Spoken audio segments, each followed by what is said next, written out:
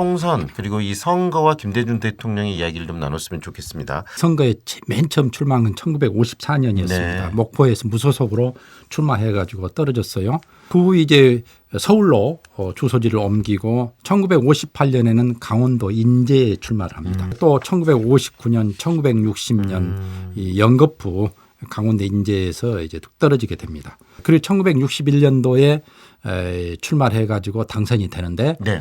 당선되고 나서 3일 후에 5.16 쿠데타가 일어나 버리게 됩니다. 네네네. 그래서 국회에서 선서도 하지 못하고 네. 끝나버리면 되죠. 이 67년이 국회의원 선거 때가 좀 주목할 필요가 있을 것 같아요. 목포에서 출마를 하게 되는데 이 공화당 후보를 지원하러 내려오는 이 박정희 당시 대통령이었죠. 그렇습니다. 김 대통령은 목포로 와가지고 네네. 63년대에 출마해서 당선이 됩니다. 그래서 4년 동안 의정활동을 튼튼히 했고 네. 그래서 67년 선거에서 다시 당선되는 것은 별 문제가 없었어요. 그런데 이제 변수가 생긴 거에 뭐냐 하면은 박정희 대통령이 이 김대중을 떨어뜨리기 위해서 목포에 2번이나 내려왔습니다. 목포에 와가지고 국무회의까지 주재를 하게 되니까 모든 장관들이 목포에 와가지고 자기 해당 부서의 각종 공약을 내걸게 됩니다. 소위 돈폭탄을 목포에 투하하겠다. 네네. 그러니 공화당 후보를 지원해달라. 목포 시민들이 그 물적 유혹에 흔들리지 않을 수가 없는 것이죠. 그렇죠. 네.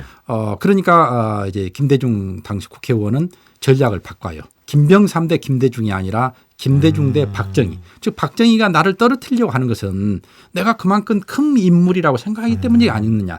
그러면서 김대중 의원이 다음에 내가 대통령 선거에 출마해서 아마 이 대한민국을 이끌어보겠다. 이렇게 이제 큰 비전을 제시를 하게 되죠. 네네. 그러니까 목포 시민들이 고민하다가 김대중을 선택을 하게 되는 것이죠. 67년은 바로 이제 호남의 큰 인물이 네. 탄생하는 그런 순간이고 네. 그러면서 DJ와 호남의 운명적 결합이 이루어지게 되는 것이죠. 네. 71년 이 선거도 굉장히 중요한 선거 아니겠습니까? 이제 박정희 대통령하고 김대중 후보가 이렇게 맞붙는. 그렇습니다. 신민당 내에 이제 40대 기수로를 펼친 사람이 김대중, 김영삼, 이철승이었는데 네네. 김대중 씨가 이제 김영삼 씨를 누르고 대선 후보로 네. 그렇게 선출이 되게 되죠. 그래서 이제 1971년도에 김대중 대 박정희 대결이 이루어지게 됩니다. 김대중 후보는 박정희 정권에 대한 비판보다는 네. 오히려 어떤 장기 비전을 제시하는 네네. 그래서 항토 예비군제를 폐지하고 이중 국가제 등 대중경제의 공약을 내걸고 또 이제 4대국 안전보장론을 통해서 평화통일론을 주창을 하는 식으로 큰 반향을 불러일으킨 그런 정책들이었습니다. 정말 우리 대한민국에 필요한 정책이었고 미래를 고민하는 그런 정책들이 그때 나왔던 것 같아요. 그렇죠. 그러니까 이제 박정희 후보 측이 크게 당황해가지고 이제 기적 감정을 조장을 하고 네네. 부정선거를 하고 선거 당일날은 또 개표 부정을 하고 그럼에도 불구하고 김대중 후보는 영남과 호남을 제외한다면은 김대중 후보가 17,000여 표 앞서게 되어요. 그러니까 결국 개표에서 떨어진 것은 네. 개표 부정이라든가 이런 것뿐만 아니라 이제 영남의 어떤 몰표 이게 이제 결정적으로 작용을 하게 된 것이죠. 87년도 저희들이 좀 주목해 볼 필요가 있을 것 같습니다. 6월 항쟁 이후에 대통령 선거가 있었는데 결국은 이 대통령 선거에 출마해서 패하게 됩니다. 예, 이제 6월 항쟁과 더불어서 새로운 헌법을 제정하고 그래서 대통령 직선제에 의한 이제 선거가 있게 되는데 민주 진영에서는 김영삼, 김대중의 단일화를 요구했지만은 그것이 실패하게 되고 네. 그래서 선거에 이제 4명이 나가게 되는데 패배하게 되잖아요. 이 선거 패배의 책임론이 불거지게 되고 특히 이제 김대중 후보에게 집중이 되는 거네요. 네. 그래서 김대중 후보가 아주 큰 위기에 몰리게 되죠. 그런데 이제 호남 사람들이 이대로 DJ를 버릴 수는 없다.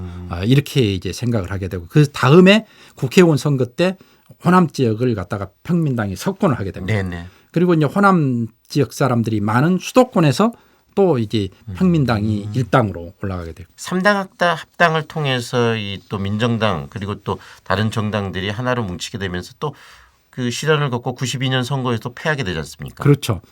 김영삼 대 김대중의 대결이 이루어지게 되는데 이 대결에서 이제 김영삼 씨가 이기게 되고 네. 그래서 김대중 씨는 이제 정계 은퇴를 했다가 다시 이제 97년에 대통령직에 도전을 하게 되는 것이죠. 97년도 대통령 선거에서 이제 대통령이 되는데 그때 그렇게 녹록하진 않았고요. 97년 이제 대선은 네 번째 도전이고 또 이제 마지막 도전이었죠. 보면은 역사적으로 수평적 정권 교체를 이루고 5년 동안 큰 업적을 남기는 그런 계기를 만들게 된 것이죠. 다시 김대중을 기억하고 생각하는 사람들이 요즘 많이 좀 늘어나는 것 같습니다. 예, 그렇습니다. 이 남북 관계가 어려울 때 많은 사람들이 DJ의 애교력을 얘기하게 되고 또 최근 들어서서 이제 코로나19에 대한 한국의 대처 방식에 대해서 전 세계에 찬사가 이루어지고 있잖아요. 그런 배경을 놓고 보면 김대중 정부 때 이제 의료 시스템의 대대적인 정비가 이루어지게 됩니다. 그리고 IT 산업이 발달하게 되고 그리고 이번에 확진자들에 대한 그 동선이라든가 이런 것들을 랩을 통해서 이제 하게 되잖아요. 이런 것들이 전부 한국의 IT 산업과 연관된 거예요. 보면은.